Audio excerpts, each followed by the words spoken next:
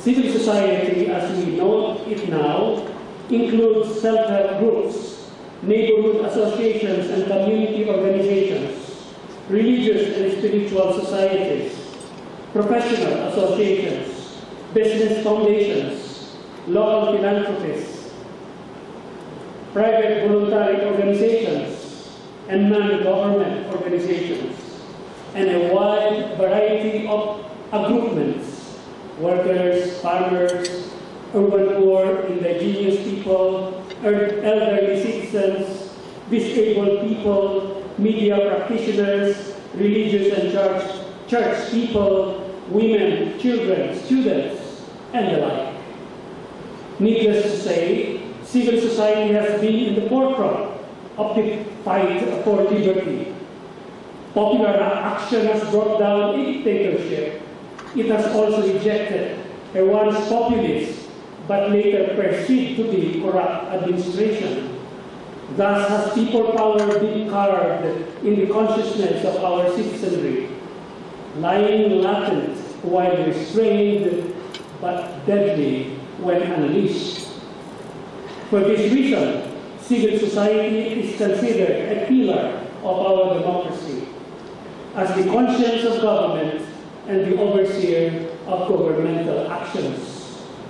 In this sense, civil society precedes the judiciary as the vanguard of our freedoms and the protector of our liberties. But civil society operates not just in the political arena. Most of the time, it operates outside of it. Noteworthy in fact are its contributions to the provision of basic social services, grassroots organization and development, resolution of conflict situations, and various trainings in human rights, gender equality, credit and debt repayment, and about almost everything else in the whole gamut of human activity.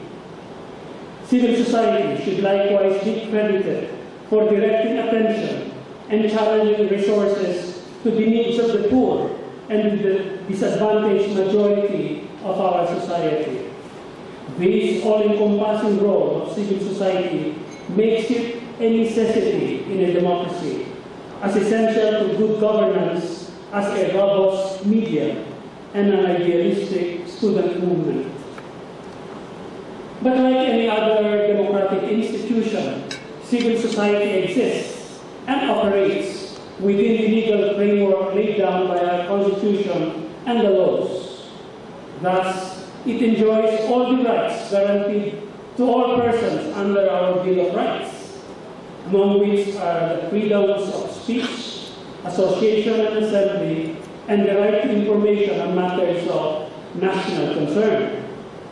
Owing to the constitutional mandate to ensure the people's participation at all levels of policy making, the government is duty-bound to accord civil society an environment suitable to the latter's viability and buoyancy.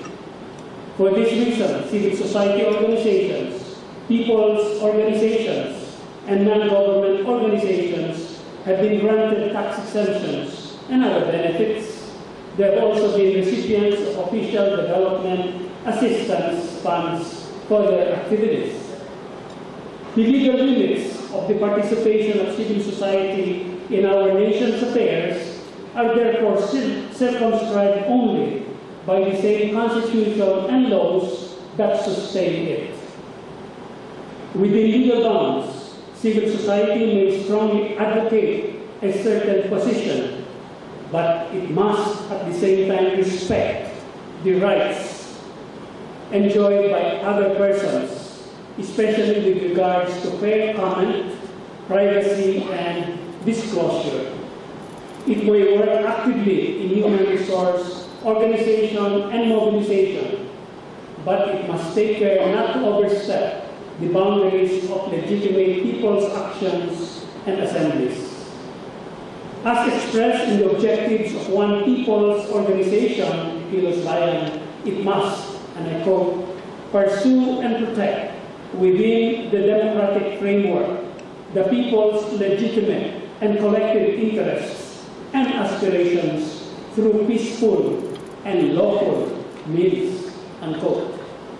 In fine, civil society must draw the line between legitimate protest and active participation in government on the one hand, and on the other, unlawful mass actions, interference, and destabilization efforts.